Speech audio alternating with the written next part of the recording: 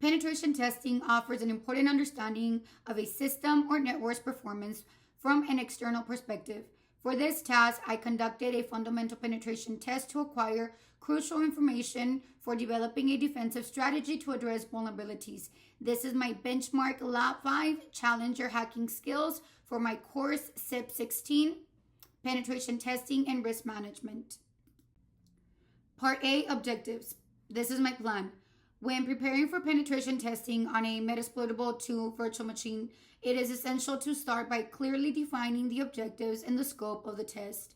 This involves specifying which specific systems and applications will be subjective to the test. The following steps is to conduct the vulnerability scan using a robust tool such as Nessus, OWASP, Nikto, and Nmap to thoroughly identify any potential weaknesses within the system and application, using the past labs as a result for reference for conducting this test in my benchmark. After checking for weaknesses, the next step is to exploit any vulnerabilities. This means using manual methods to investigate the vulnerabilities and gain authorized access. It is important to carefully document and analyze all findings during these stages. The last step of penetration testing is the process that we created and reported a list of all the vulnerabilities and specific recommendations for each through the investigation. Part A, Objectives Continuation. Penetration testing is valuable for organizations because it helps find security weaknesses in system, networks, and applications before hackers can use them. This proactive approach helps prevent data breaches, protecting important information, and avoiding financial and reputational harm.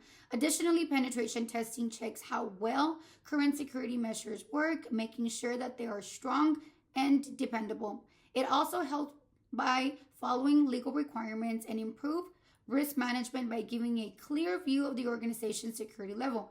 Overall, it is an important way to keep a strong defense against online threats. For failures.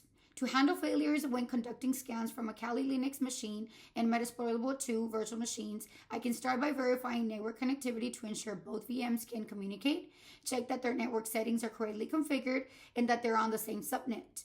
Update all tools on Kali using commands like sudo apt update and sudo apt upgrade. Double check that the syntax of your commands, which in this case, the ones to upgrade and update, are correct, and adjust the scanning settings, such as using different types of scans or increasing the level of details and finding step-by-step instructions and valuable tips in the online tutorials and official websites.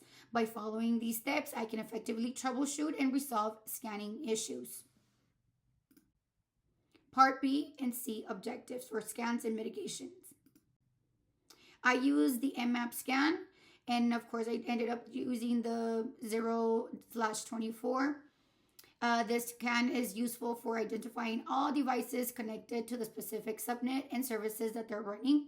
I ended up encountering many ports open. Port 21, that is commonly used for the AFT, which is file transfer protocols. I also identify the 22, which is a security shell used for securely logging into remote machines and executing commands. 23, which is your telnet, an older protocol for accessing remote computers, which is not secure because it transmits data plain text. Another one was 25, simple mail transfer protocol used for sending emails. 80, which is your hypertext transfer protocol, the foundation of data communication for the worldwide. 139, which is the net session service used for files and printer sharing in Windows Network. 444, Open, which is a Microsoft DS, which is your directory services. This is used for sharing various networks and services on Windows. And I have all these right here as indicated in my scan. Another Nmap scan, and I encountered the same port open. The next scan that I did was the SV, and once again I encountered all this ports open with more description about them. And these are my results. Unauthorized entry to this service could potentially let attackers run any code on the system. Therefore, it's important to secure by its using firewalls to restrict access by configuring it and only accept connections that are trusted by the host. This is another result that I got from the scan. So this is the SMB security mode alert. Usually indicates problems with the security settings of the SMB protocol, which is used for sharing files in Windows networks. This alert can indicate that the SMB service is using a weak or outdated security configuration, which could make the network vulnerable to attacks. So after running Nictil-H, it allowed me to scan a specific target host for potential vulnerabilities, and I encountered that this Apache was outdated. Another result that I encountered was that the HTTP trace feature is turned on, that it can make the server vulnerable to cross-site tracking attacks. The XST is a kind of attack that uses the trace of method to steal important information like cookies and authentication data by inserting harmful scripts. So this is the next scan. I use the OWASP SAP here. And on this one, it demonstrated many alerts. And we're going to start from the first one. This alert indicates that the website security doesn't protect against cross-site request forgery. This means that the site can't stop someone from making unauthorized commands when the site trusts the person giving the commands. An anti-CSRF token or special codes that made for each session. They are put in forms and requests to make sure that the request is real and not from the bad person or the attacker. Another one that I encountered, it says that using vulnerable JavaScript library means that the web application includes a JavaScript library that is known security flaws. Attackers can exploit these vulnerabilities to perform a variety of malicious activities, such as cross-site script, data theft, stealing sensitive information like user credentials, personal data, or financial information, code execution, which is arbitrary code on the client side that can lead to further exploitation. So why is a risk? Widespread is used. Many web applications relied on popular JavaScript library. If these libraries are vulnerable, it can affect many applications. So attackers often use automated tools to scan for this known vulnerability in JavaScript libraries. So to mitigate this, the first step that I would take is regularly update your libraries. Keep all JavaScript libraries up to date with the latest versions, which include security patches. Ensuring that the JavaScript libraries are secure and up to date are crucial for maintaining the overall security of the web application. Our next one. This one is when the server leaks information via X powered by header. It reveals details about the underlying technology stack used to build the web application. This header might indicate that the server software, programming language, or frame is vulnerable. So why is this risk? Information disclosure will give attackers information to identify potential vulnerabilities associated with a specific version of software or frames. So knowing the exact technology that stacks allows attackers to craft more precise and effective attacks. So for the mitigation steps, I will start first removing the header, configuring the server not to send X powered by headers. So my next scan was created on Nessus.